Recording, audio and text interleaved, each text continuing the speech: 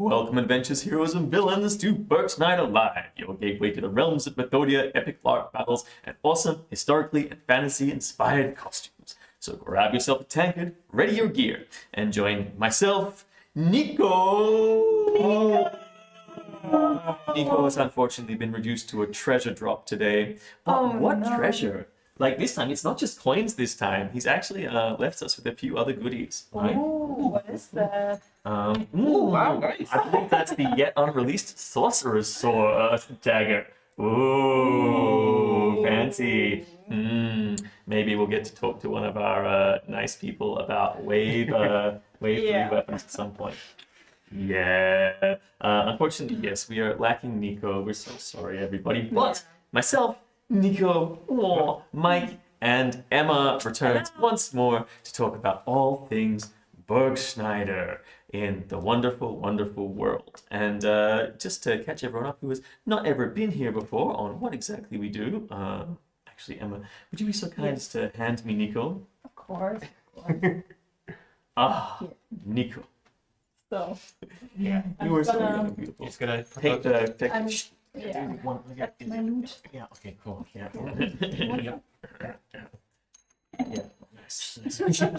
Okay, excellent. We're going to get into a nice little fireside battle here. And we are... welcome to Burgschneider Live. If this is your first time here and you don't know anything about what Burgschneider does, Burgschneider makes historically inspired and fantasy clothing and accessories. And additionally, they have an event wing which runs the Realms of Mythodea live action role-playing events. What is a live action role-playing event?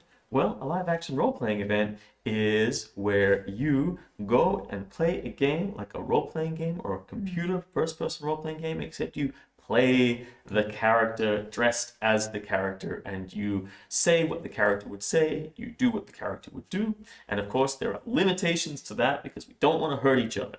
But, you know, you can act out a lot of the games. It's like, I think Vibalier said it last time on the stream. She was playing a pen and paper game with her friends, and another friend of hers came in and said, hey, do you want to come and play a pen and paper role-playing game, but for real? Yeah. And they all ran off together. And I feel like that's a very common, like that pen and paper to a LARP pipeline is very common. And yeah. So, Your own avatar. Exactly. Yeah, you just be yourself. Be yourself. Yourself, but different. Yeah. We have a little caveat today, which is we've all been working really hard towards some upcoming events. Oh no, my cards, my precious cards. How will I ever know what to say? Okay, cool. Nothing too lost. Is that we've all been working towards JDS. Super excited about that. A bunch of other things that have been going on. So Nico is sick. We are all a little flat today. So it's going to be a slightly deflated, but just as enthusiastic round of Burgschneider Live. Chill. Chill. Yeah. Chill. It's Burgschneider and chill. Yeah. But we are into week 2 now of our treasure quest, Sarkan, which is awesome. It's received some amazing responses from so many of you and some really great feedback. But there are some people who are also really either confused by it, or perhaps our messaging hasn't been entirely clear about what we're doing as we engage in this project of change. So we're going to talk about a couple of key points and key things that people have brought up when they've been engaging with the treasure quest Sarkan.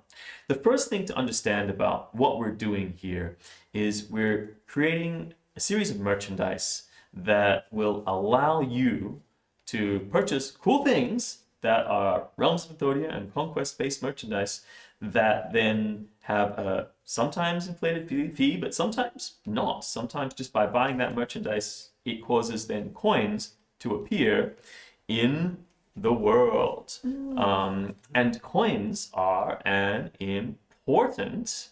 yes, it is finally Stream Tuesday. Very excited to be here. Very excited to have you here, Stan. Exactly. Because when you're trying to synthesize a world, having a financial system in that world is something that makes it feel more real and more tangible. And as I explained last week, when when games like this started, community groups would scrape together money to buy a prop coin system that would exist in the world and stay in the world as a permanent asset that was returned, and players could like build up resources. But the coins were a game currency for the purpose of playing with the game, engaging with the game, and also each other. Of course, over the years, as the game has grown, it's become a state where a lot of people have accumulated wealth, and also coins have started coming in from other games, or people have started printing their own coins, or third-party companies have started printing coins. And that is awesome because people can have more money in the world. But what we're trying to do is create an alternative system where you can engage with the world by putting coins into the world. We are trying to incentivize more money being in the world than we could afford ourselves by creating incentives for you guys in the world to come and engage with our new treasure quest system. And this new treasure quest system takes our existing coins, which we've beefed up. We've got some new images, we've got some cool interactions going on with the collectible large coins and the small coins, and you can buy these cool coins and a whole range of like really cool merchandise. And in the process of acquiring these merchandise and these rewards, you are donating more coins to the world than we could afford ourselves. And then those coins go into the hands of NSCs and playmakers so that anyone, not just the people who have bought coins, but anyone coming into the game can go and engage with those people and then build up their collections of currency in that way. It's a new system. We're trying it out. There are definitely legal reasons why we can't sell you money, because if we sell you money that is in legal tender and has a legal value outside of the game, then we are making currency. Yeah. Right? Yeah, exactly. And I think the other thing is we want to avoid creating a pay-to-play system. We want to really it's about building the community that anyone, no matter how much money they contributed, or if they can't contribute any money, if they just don't have the means to, can still have like the same opportunity for play and having a good time. That's correct. And we are not saying you can't use your existing coins. So if you want to bring copper coins into the game, that is like there's no problem with that. You can have the best of both worlds. You could be a rich person with your own coins from outside of the game. It's just within the scope of the game, and you have your own play with other players. So player to player game, right? Play with those coins, and you can pay people and engage in the normal way. But when it comes to trying to collect this in-game currency, if that's what you're interested in doing, then play with the NSCs. Get involved in the game. Do a quest. Engage with an NSC. That is kind of the purpose for making it happen. And it's not just those coins, but maybe you'll actually get involved in the major plot. Or some other minor plots. Or just meet a new NSC player with a new character and a new idea and start to unpack who they are. The coins are just a device. Yeah. Maybe stumble across some loot.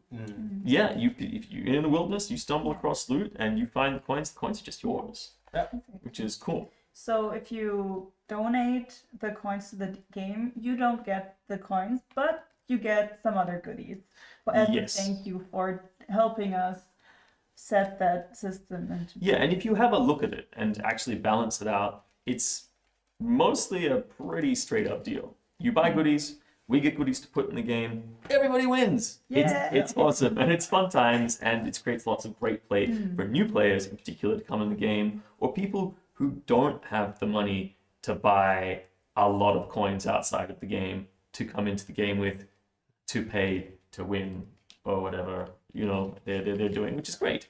And those people who want to do that, they still can. Those economies have always existed. The economies outside of the coins we provide in the game, and always will exist. Yeah. And we can't stop them, and we don't want to stop them. We just want to create more avenues for new people to engage in the game. But what we are kind of excited about is some of the new card games, and we promised. So we have the Vibalier cards, which is cool. Yeah, which is out there. I think it's one of the. So if we go through the slideshow here. and have a look at this. I'm just going to pause this right here. We're going to skip ahead a few. So yes, at the Fortune Seeker level, you can go out, you can get that complete edition of the Vibalier card tarot deck. And again, we told That's cool. right? Yeah, that's Right? cool. Yeah. And this one has like a purple frame around it on the back. Yeah, so that's in order to make it distinct from the first time we released Vibalier cards, which meant they had a different border to make them more in time. This is more of an out time or out of game collector's version. You can still bring it into the game, but the other feature that the previous cards had on the front were all of the markings for the prophecy. There was an in-game prophecy that was interactive with the plot and was kind of cool. This is more just like a collector's edition, so if you didn't have your chance to do that, but you still want the artwork, you can jump in and do that.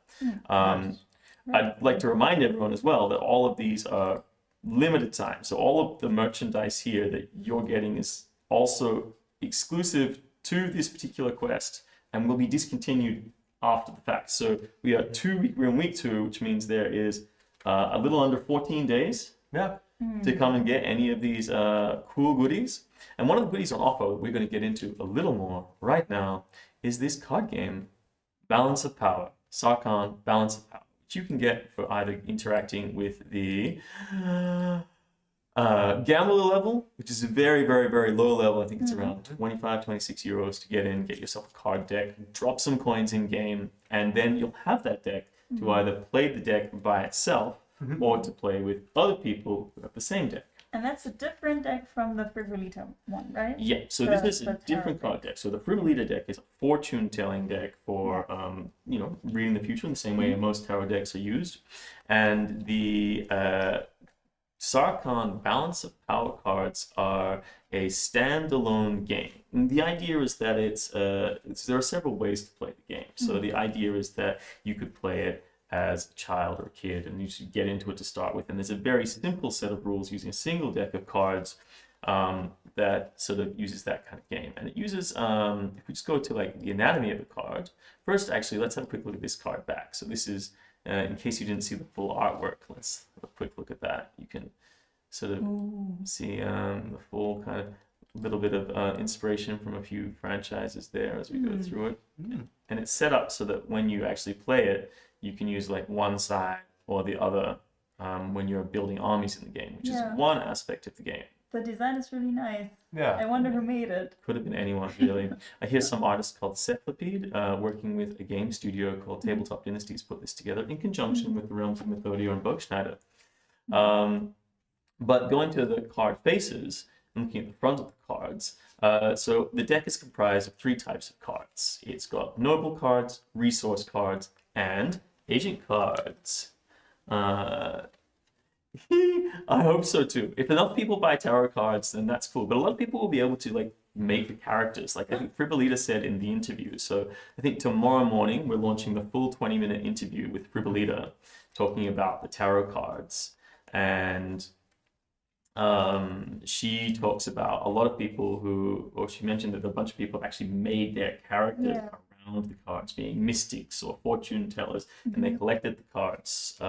So the people who did collect those cards last time, they collected the minor arcana, and this time there will be not only the full sets that you can get at a limited time, but also the in-time versions of the major arcana that's releasing and will also be available to find by interacting with NSCs, which is pretty cool. Again, that play to enjoy. Yeah. Like play, engage with the plot, engage the NSCs to unlock these things. And it doesn't have to be the main plot, it can just be side quests. By engaging with the NSCs, you can find the things that you're looking for, which is awesome.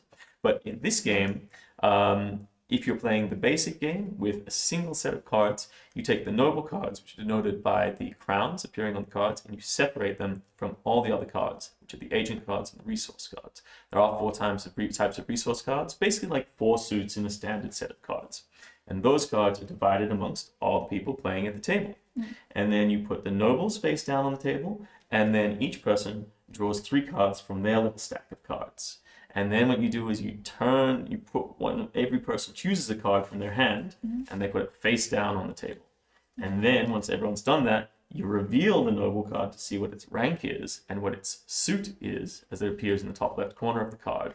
And then everyone reveals their card simultaneously, and whoever gets the highest number, like suit, or highest number, wins. An agent automatically wins, but if two people play an agent, then they automatically do not win, and it defaults to the other players to see who wins.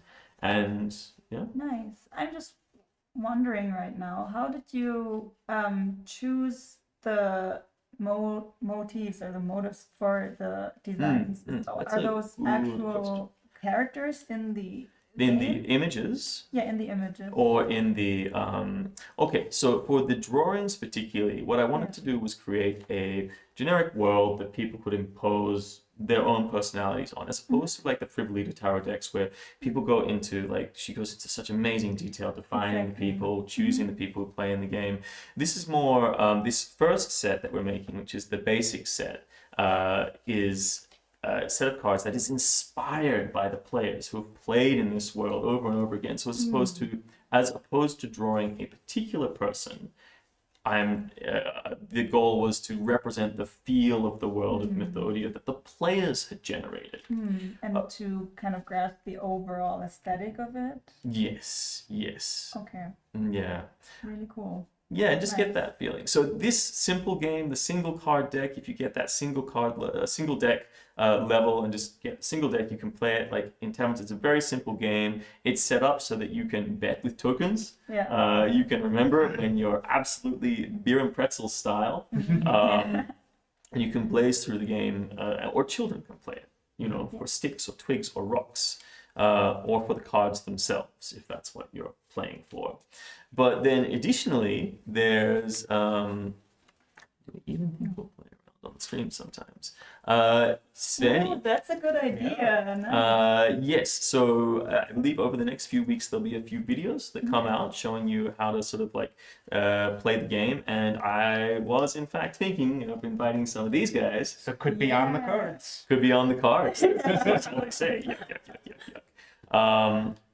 And then once you play with the basic set, if you want to expand into the more complicated rule system, as you sort of grow up from the child stage, you move into the base system. And so Cole was also saying it would be neat to see them play it on stream. And I feel like we need to do it now. Okay. So, This is for real. This is actually going to happen. So it might not be next week, but it might be next week. But it might be the week after. Yeah. But it might be next week. Who knows? Stay tuned. Or maybe we'll do like a bonus stream sometime where we film another night. So, because we have so much news at the moment with all the events that we've got coming up. But the advanced version of the card system is more of a game that tries to replicate the idea of playing with great dynasties. So each deck of cards represents a dynasty or a power base with the different resources. There are population resources, treasure resources, diplomatic resources, and martial resources. Also shadowy agents who you can use to manipulate events. You play through 4 seasons in every term, which is called a lunar year.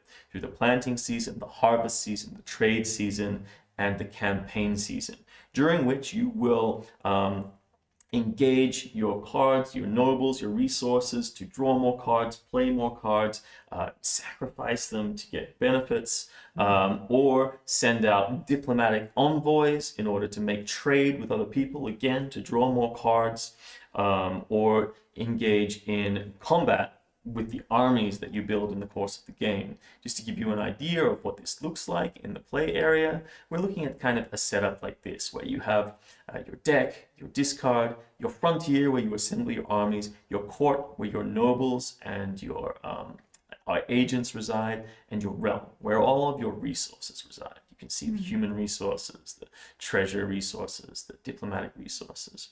And the basic, the standard version of this game just uses those resources as they are, and you play as it is with that standard 52 card deck. Will this playmat be like included with the game? The playmat is not included with the game, but it's available, and look us up. People have been asking after it, so there's the option that we might do some printing. But what we actually had a lot of fun doing is just making our own, especially when you're playing in time. So we had the Dragon Hunters around the faction, one of the new NSC factions for the role-playing games for Sarkan, and they were helping me doing a bunch of the props that we're building for Sarkan. And when we were playtesting it, we had just made our own playmats, and they're now really inspired to make their own playmats. The playmat is more just a guide to show you where the locations are. It's completely unnecessary for playing the game. It's very easy to remember once you've played it once where all the locations are and how things go. Nice.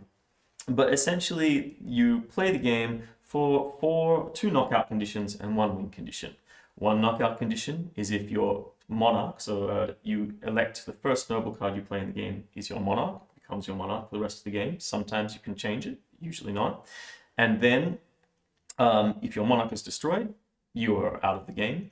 And otherwise, if you draw the last card in your deck, which is 52 cards for all players, then you're also knocked out of the game. Oh. Yeah. Nice. So it's a balance. This is why it's called balance of power, because it's about politics, it's about resource management. You can draw a lot of cards, but if you expend a lot of resources, then you'll get knocked out quickly because you expend yourself. And there are some ways you can trick other people into drawing cards. So there are a lot of levels to this game. You can just play the beer and pretzels game. You can engage in the more complicated game, or you can... And so this game is meant to also be played at the events in time. Should people want to? Yeah. That is correct. And I did a bunch of market research about this. Okay. I asked a bunch of players, is this because one of the things that I experienced when I was first getting involved in clubs when I was a kid is this game, I don't know if you've heard about it, called Magic the Gathering came out. Yeah. And so we were playing in the role-playing clubs and wargaming clubs or LARPs, and then suddenly this phenomenon hit, and we were sitting around trying to play like pen and paper games or war games, and then people would like sidle up to you with like cards and say, "Do you want to trade some cards?" It was kind of like the internet invasion. It's kind of like what it felt like when it came out. It was just like this all-encompassing thing. So I was really worried about introducing a game like this. But after playtesting it with some people, the 2 questions that I would always ask is it too complicated? Yeah. And do you think it would be invasive in gameplay? And both answers were resoundingly no. Like all the things we do, like the coin system, like the card system, like this game, it's optional. Yeah. You don't have to play it, it just adds to the world. But that said, this is the base set inspired by the Explorers, but in future, as we move on, we'll start to see some of the new Sarkan factions coming into the game. So there might be complete base decks for like the Tufrani or the Atteron or any of the inherent ones there. Booster packs. Yeah, that's right. It's aimed to be a collectible game, and you can build your own decks. However, it is a prescribed deck size of 52 cards, and it's a replacement system. So if you have another card, you have to replace it. So it's, for example, if you had a rank 3 treasure card, you can only replace it with another rank 3 treasure card, and you can have no duplicate cards in your deck. So if you find one of those really quite rare, we're only going to be printing so many of the faction-specific cards, and that said, we're going to be doing 1 faction-specific card for each new faction in Sarkan that you can only find by engaging with that faction in the game. And when you find that card, you can swap it out and replace it in your deck. And if you like it, if you don't like it, and if you just want to play the standard deck with somebody else who has a standard deck, then it's absolutely balanced. But that's kind of Sarkan Balance of Power. Get in there. We're launching it now. We're launching it alongside the Treasure Quest system. So please get in there, grab yourself a deck, grab yourself 3 decks if you want to get the Maverick set. Grab yourself 3 decks and one of everything else if you want to get the Dragon Horde. Like I believe 7 people have already purchased a Dragon Horde. Really? Yeah. Yeah, so you get a really premium hoodie with that? Yeah, so the response was crazy. I think in the first 24 hours of launching Treasure Quest Sarkan, we had a whole lot of people buying. I think we ended up putting about almost 10,000 coins in game by the end of the first weekend, which is amazing. Really right? nice. Absolutely. Yeah, and those are coins that are just for the game that anyone can go out and access. Yeah. Sarkan is rich. The treasure is out there and for you to take. That's our challenge. So, if there's someone interested in purchasing one of those decks, where can they do that? they can go to the Skull website directly and look up Treasure Quest Sarkan, or they can go to the Realms of Mythodia website, and there's a link from the Realms of Mythodia website to the Skull website. Jump on it, get into it, get involved. We're absolutely super excited. All the information on there too, if you want to read more and learn more about like the different tiers that we have and see like what is most interesting to you, it's all there. But one of the reasons we are so tired at the moment is we've all been pushing towards the wonderful world of JDS. JDS, the amazing summer holiday of the amazing summer holiday that is also a LARP. Here is a little trailer that was cut together from last year's event, and you can see all the amazing stuff that's going on in there. It's going to be super fun. It literally starts in tomorrow. We're going in time. Tomorrow. And the event team is already on site. Lots of people are on site. People have been checking in already all through the day today. The weather looks like it's going to be amazing. Absolutely stellar all through the week. Apparently not a drop of rain. So I heard. Fingers crossed. Touch wood. Our IT lead is there. Sorry? Our IT lead is on the way there. Michael Todd. Michael Todd, the guy who's head of our IT department, is going to be on their way there. And you know what else is happening there? We're all super excited about the Pompf Ball. I'm so excited, in fact. Let me get up. I'll jump the master wide shot here. I am actually in the Pompf Ball uniform that I played in last year when I was playing for Dawn and Storm. Me and my good friend Pompf Rain, who played with us last time. We have the commemorative screen here, but in our matching outfit and played for the Dawn and Storm. Dawn and Storm represent. Apologies for the mic spike. I was standing a little too close to the microphone. Apologies, guys. Anyone with earphones, danger. But yes. So you made that yourself, right? The outfit? This is a Frankenstein outfit. Okay, so this is actually a combination of a bunch of different gambesons that I cut, reshaped, retrimmed. A lot of work has definitely gone into it. Sorry, I'll not talk so loud for a second. But then when we went to the event, we went there without anything on them. So they were beautiful, pristine Pompf Ball outfits. Now they're dirty, but they also have all of this. They ought to be. As they ought to be. They also have all of these sponsorship logos on them. Right, as you might have noticed. Yeah. So we went around, and there is a tradition sometimes for particular Pompf Ball teams and stars to run around and get sponsorship from all of the stalls. And of course, you know, the part of the job of being a real Pompf Ball person is to make your own promotional images. Yeah. So all of these, myself and Pompf Rain drew ourselves. But this one I recognize from someone else. Oh, this little Pompf frog right here. This guy. I don't know, some crazy Pompf lady, some crazy frog lady drew this for us, and we advertised it. Right. So I hear she's actually going to be back. She's going to be one of the vendors. So if you want yourself a very own frog illustration, Pompf frogs in particular. I also saw a saucy frog. Really?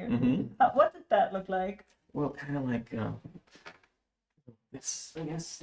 Ooh. Yeah, there we go. Yeah. Very saucy. Yeah. Imagine I'm a frog. So like, how does one secure a sponsorship? Well, you have to go out and fight for it, really. No, you have to go out and convince the people that you're going to be representing. Yeah, I agree. The patches are the best part of the outfit. Okay, yeah. They are. Thank you. It's a fun time, you know, Crimson Sales Company, all kinds of other good things. But you have to go up to all of the promoters and you have to convince them that you're the person who's going to represent them best on the field. Now, you might win, you might not win, but if you make a good presence of yourself, then I'm gonna go down to let's go back to this JDS trailer for a second. We'll just skip through to some of the Pompf Ball scenes. As we build up, we get to start to see the action. So here we go. This is what it's like. This is what we're talking about. Yeah. Like, this is like prime summer holiday. And vendors as well. Yeah, vendors. It's very much, it's a great market vibe. Yeah. Really atmospheric. But then I believe it's a good gateway to other LARPs. I think so. Yeah, it's a lot more like it's a lot more casual. Yeah. From just the overall atmosphere and feeling. Yeah. And then you can go on to a bit more intense LARPs after that, but it actually really is a good kind of entrance to the world. That's absolutely true, I feel. Yeah, it's super fun. But we have some teams who are particularly going to be entering. Just to let you all know, the teams that will be playing. So if you are interested in the Pompf Ball, if you want to get in there and support the people and what they're doing on the field, then absolutely check out the games. So it's divided over 2 days. On the Thursday, from 3 p.m. to 5 p.m. are the qualifying rounds. There are 10 teams playing this year, and they're going to be playing qualifying rounds between 3 p.m. and 5 p.m.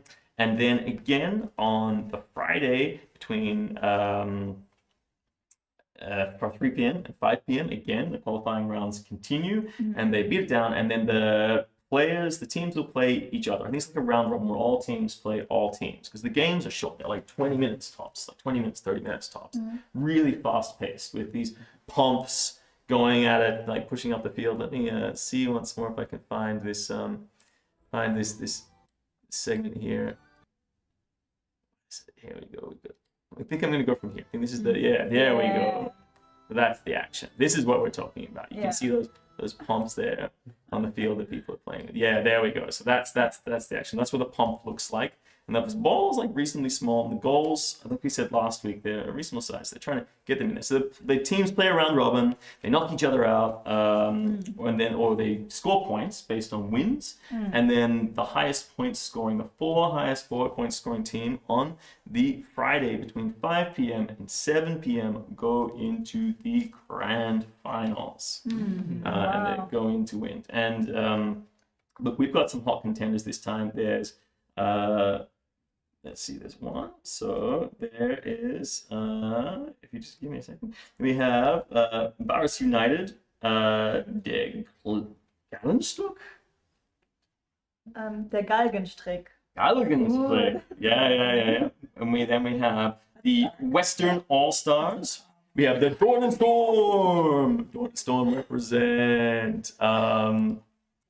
And then we have the Schmerz. Schmerz. We have the Schmerzsucher. Yeah.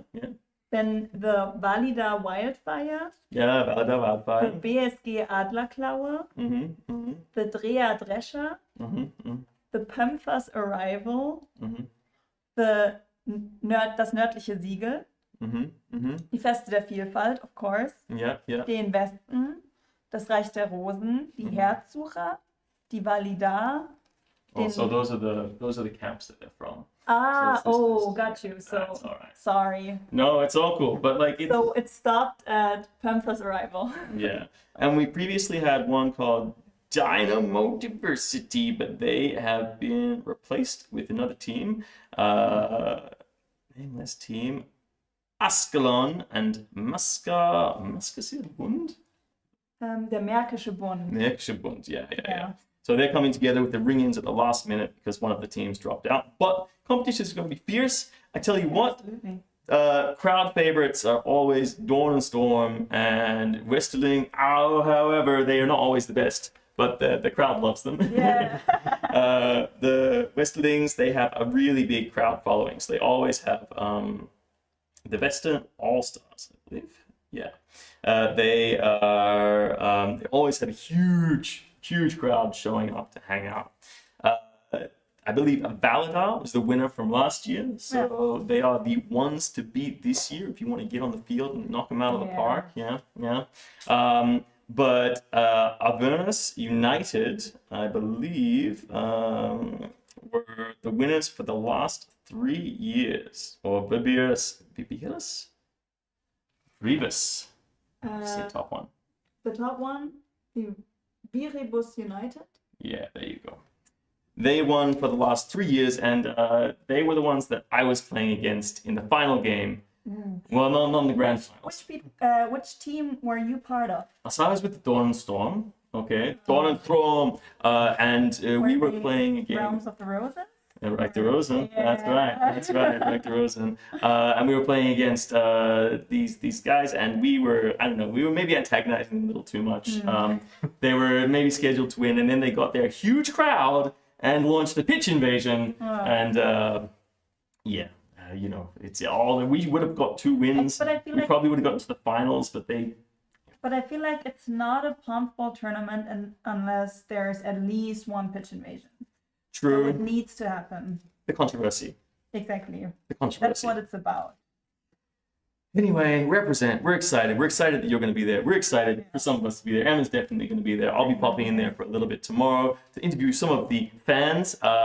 So hopefully we'll have some good representing people with their colors and screaming and jumping up and down. It's pretty cool. Pretty fun times. But enough about JDS. We're also looking to the future, okay? And we're looking to Sarkan. And one of the things that we've been doing with regard to Sarkan is we've been doing our little shallow dives. We have this lore master, because we're not lore masters. No. And she's actually knows a lot more about what we're talking about. If you did watch our very first episode when we did our shallow dive on the Vibalier, then you have an idea of what we're talking about. But what we have done is we've made a response video. So what I've done is I've cut that response to the video down into like a little 5-minute segment that we're going to look at now. So you can hear some of the key responses about the Vibalier from our Lore Master Fiona. See what she has to say.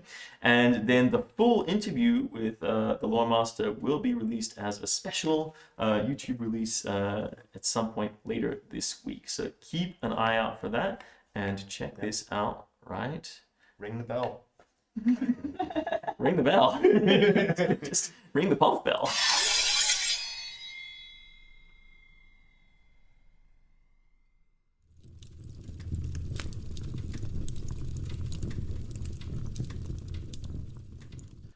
Called the Bone Reach, which is populated by all kinds of strange legacy artifacts, the bones of giant unknown and unnamed creatures that have been left behind. Maybe big ones with wings. We have no idea. There could be anything. Nomadic people that live You can stop right there because that's the first thing that's actually not quite right. Okay. They're not nomadic people. They are actually one of the few people in the Bone Reach that actually managed to settle down. That's kind of their whole point. It's a very hard place to live because it's very dangerous. A lot of monsters. Not so much is growing there.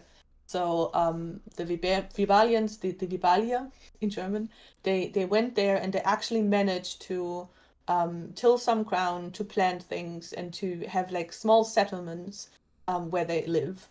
In comparison to other factions that we will learn about later, I guess, that are actually quite nomadic because they travel around in the Bone Reach. And from what I understand about the Bone Reach, it also has fungus and fungus spores that can make it kind of a bit dangerous. It doesn't only have fungus, it has like big fungus trees actually. Oh wow. Okay.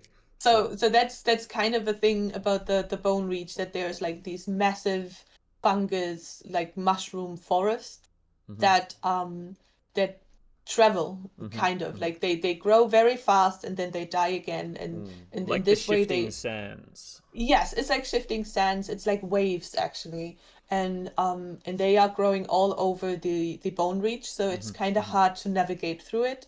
There are other factions that are better at helping you predict where the mushroom forest will grow next and where to go. But this is, I guess, another shallow dive. But the Vibalier still have problems with these mushroom forests, but they also have roles inside of the factions that are meant to fight those. So we have like special roles, special magic roles, and mundane roles that their whole deal is dealing with the mushrooms and the spores that threaten their livelihood. That's very important. And the monsters. I mean, these sound like a really Yes. very hardy, very competitive, very, power-focused group of individuals. Yeah, I think that the main issue though is they are kind of pacifists. Like, so what they're fighting is nature, or like the corrupted nature that they meet, but they're not really fighters. They're more like healers and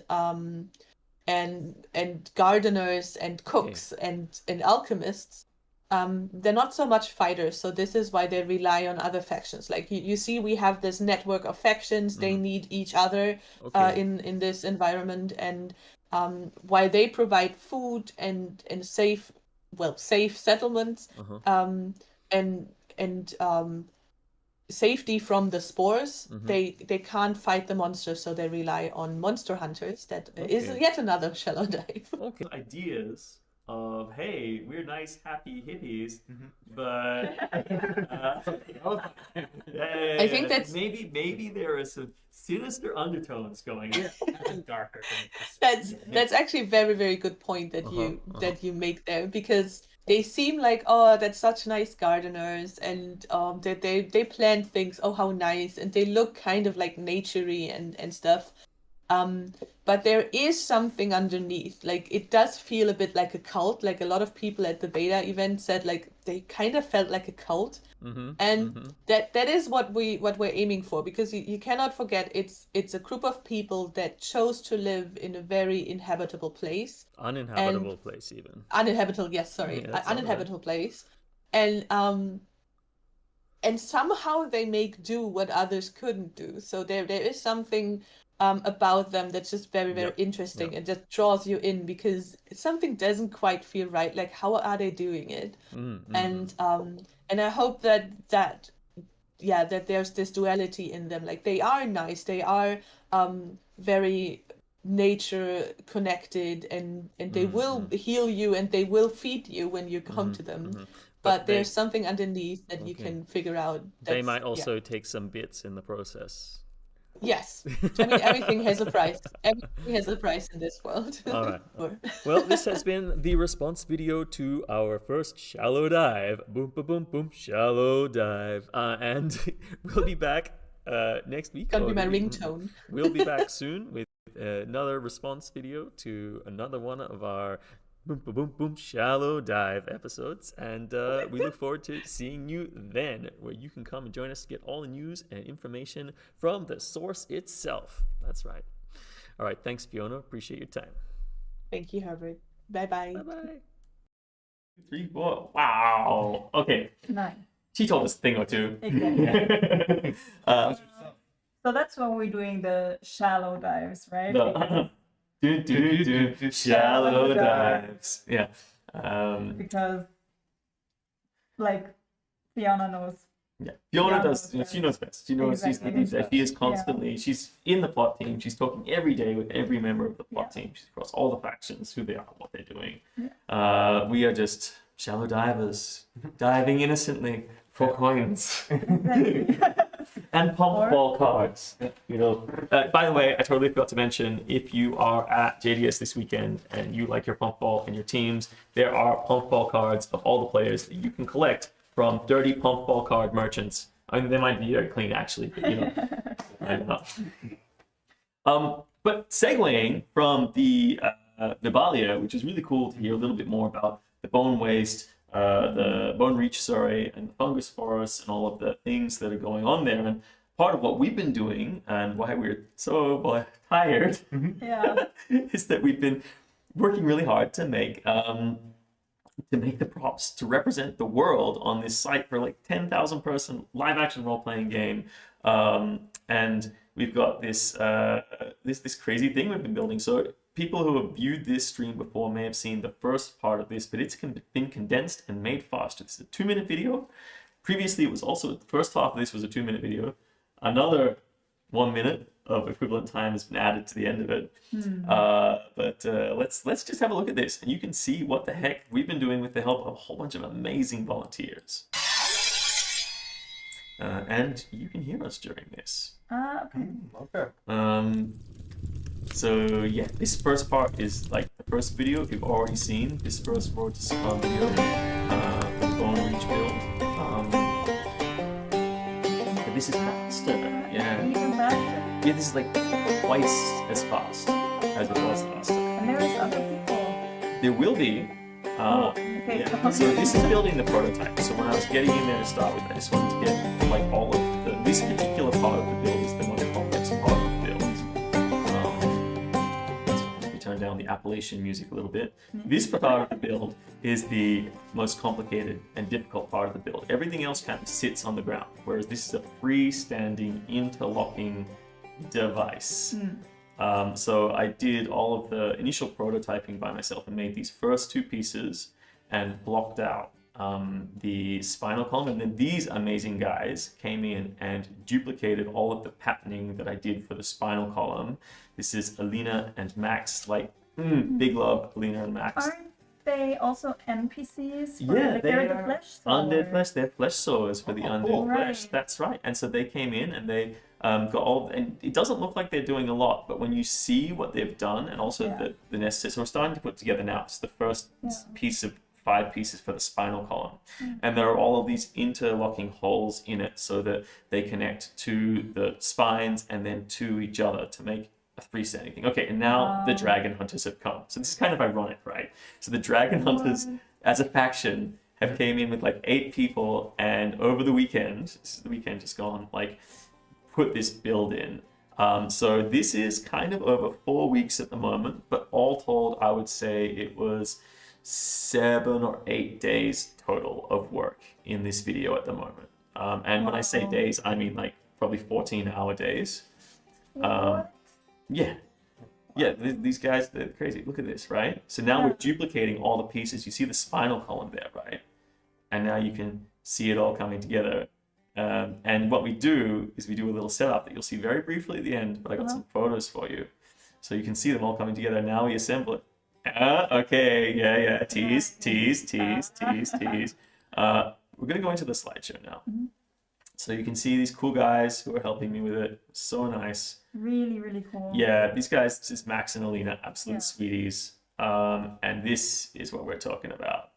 Let me just go through this. That's insane. That's so cool. Okay, so you get an idea of the size here. But now, look at that, right? This person is standing quite well. I'll go back, sorry. Let's pause this. So you can see like the scale of it here. And that's like 1, 2, 3, 4, 5 pieces. This whole thing is about 5.5 meters from end to end and stands just under 5 meters tall at its highest point. How are you going to get that on location? Trucks. Trucks. Big trucks. So is it like modular? So you can so construct it and so each Sorry. no I'm jumping in. we did a Ben who was one of the dragon hunters helping out and kind of turned into one of the foremen on the weekend. Just like managing a lot of tasks. Like everyone was good. Everyone had their own skills. And everyone threw in, and obviously you can see what came out of it.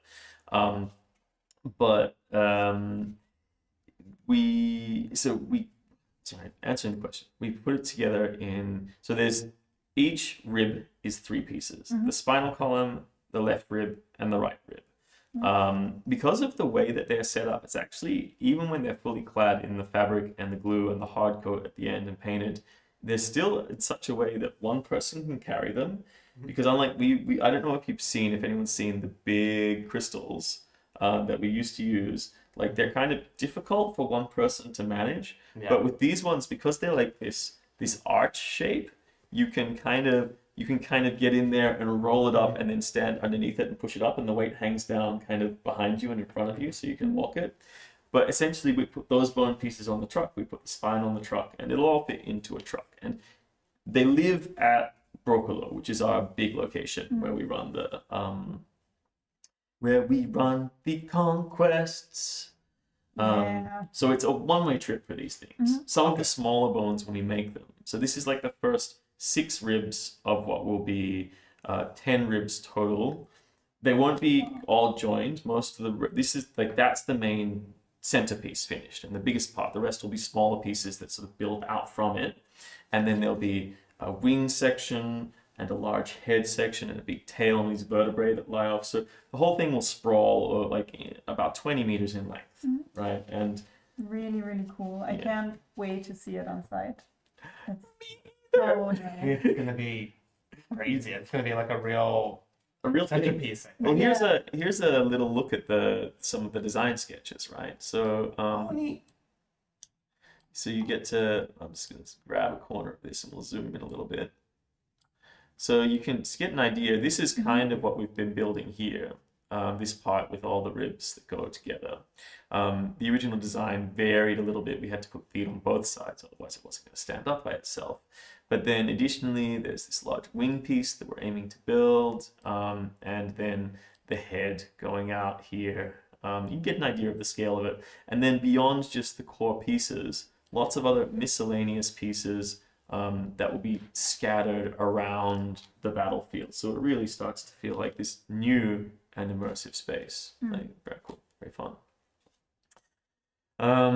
Yeah, but Exciting stuff. yeah. There's still a lot more to do. This weekend's going to be another big weekend, so I'm only at JDS very briefly tomorrow, and then I'm back for the rest of the weekend. For Friday, Saturday, Thursday, Friday, Saturday, Sunday, we're back in there doing a lot more auxiliary pieces, making some other things. If you are familiar with any of the NSC factions, or you're in an NSC faction and you want to get in, come into the workshop, help us out with the build, talk to the BBs. Those are the coordinators for each of the NSC factions. And hey, come join us. It's a fun time. Absolutely. Yeah. But I think our final topic of the evening is going to have to be keeping up with the program and going into another shallow dive. And this time we are covering the glorious Atteron faction. Atteron. Nice. And they're also like, they've been around for a bit longer than, for example, the Sarkan ones have. They're already an established player-friendly group. Yeah. So, but they are from Sarkan, so they came to visit. So they were I think the two groups that first came over from Sarkan. One of them we already covered in a shallow dive, which was the Crimson Sales Company. So these guys. Then the other one that came over was they came over with an event called Stromvagt, which is in this beautiful Baroque castle. Do you remember the location? Altenhausen? Altenhausen. Yeah, Altenhausen. Like, look it up. It's beautiful. It's an amazing, amazing location.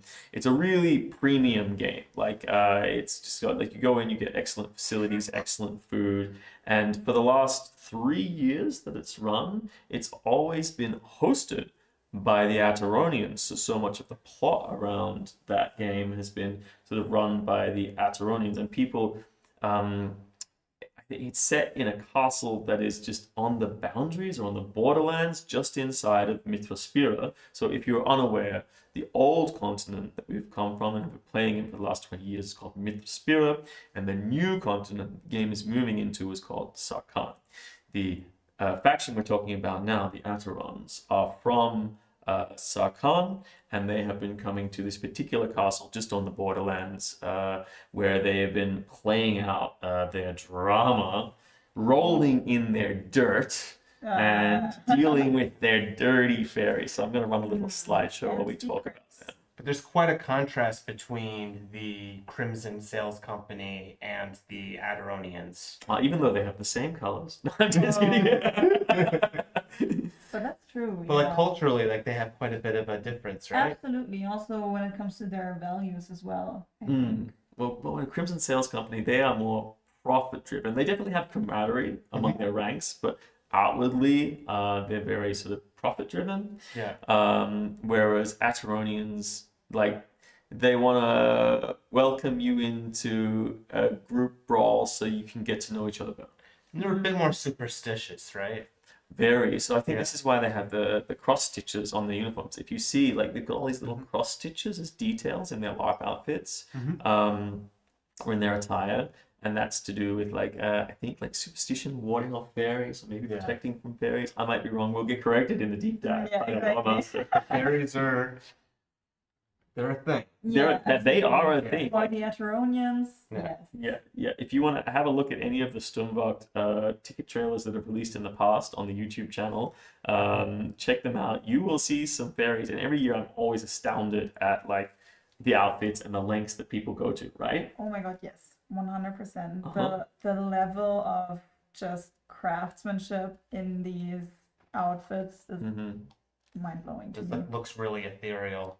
Absolutely. Yeah, and then when combined with like the special effects and the And fireworks, also, you guys mean- and also the people who embody them. They're doing such a good job at that. That's yeah, they really bring a lot to the party. It's always so cool to see what the different Fae come up with because they're all building their own costumes. Like so much of like a free hand is really given to a lot of these people. Like guidelines are set in place, but when they're on the right track, like they're just let to run. And yeah, it's always great to see the results. Like so cool. And fairies are real, and they have real power.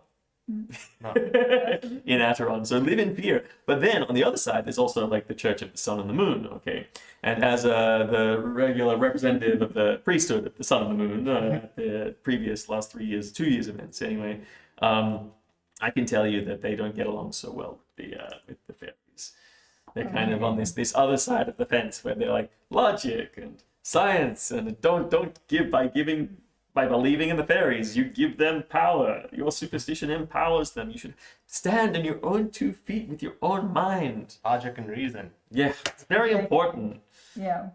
Yeah. So this duality and this kinship, I feel like the Atteronians, they're very rough and rugged. Their aesthetic is very sort of like 10th century, 8th, 10th century kind of early England. If you like your like Arthurian myth or Bretonnian sort of faction ideologies, Queen Yeah. Mab. yeah. They have this absolutely. They have an extensive royal family, and then also this drama, Absolutely. and Atteron And I forgot drama. about the Drama. queen they have. Yeah, well, let's Yeah. if we have a look at that. Oh, that's not the queen. That's That's Willow. that's Willow. Yeah, bless Willow. Yeah. You may have seen Willow's shit floating somewhere in the background here. But yes, they have a queen who's represented here. She is. Yeah. Yeah, and she is protected by her royal guards, and playing that character. The person who plays this character has my infinite respect for not breaking character. There's times where I've just seen her for hours sitting looking like a statue. And She's doing such a great job at yeah. being the queen, and She has like this presence. absolutely. Yeah. But when you talk to her out of character, she's like the sweetest, loveliest person. Yeah. And then as the queen, she's the stoic, Uh-huh. powerful being that you're really intimidated by, and it's amazing. Yeah, she really embodies that role. Yeah. It's super, super, super cool. There's lots of internal combat. This is true for many of the NSC factions, but when you look at these pictures, as we play the slideshow, like you can see each person has put so much effort to their costume, and that costume is a reflection of their character. And there is so much to discover about their characters. And by interacting with them as players, you start to unlock the puzzle of who they are, how they're interacting with their faction, how you can help them with their quests, and then how you can be involved in the various side quests, main quests, or deeper political involvements of each of these NSC factions. Like, that's the purpose of the NSCs, is to be there and to engage. Yeah. Yeah, so much fun. And it's great that they all look like they belong together, but there's still enough room for like individual expression and interpretation. Yes, it's cohesive. You can see a Yeah. cohesive unity, but then you look at each one, and they are, as you say, like unique. Yeah, which is cool. They come from different areas. They make up their own sort of little aspects of their own backstory. Obviously, they're guided by the plot team, but it's a balance, right, between the plot team and the NSCs to sort of make these characters that are tableaus that just carry across really cool concepts. Do we also talk about the Greif? Oh, yes, we will be talking about the Greifenbronn. We're getting to that. So every episode, if you haven't noticed, we're doing our shallow dives into all of the new factions, or even all of the factions that will be appearing at Conquest 2025 this year. We still have a few weeks left. We might accelerate some of this, but then also we'll be seeing the response videos to these. Greifenbronn is absolutely on the cards because they are a major presence in Sarkan 2025, especially their coordination with the Inquisition, which we've already covered in a previous stream.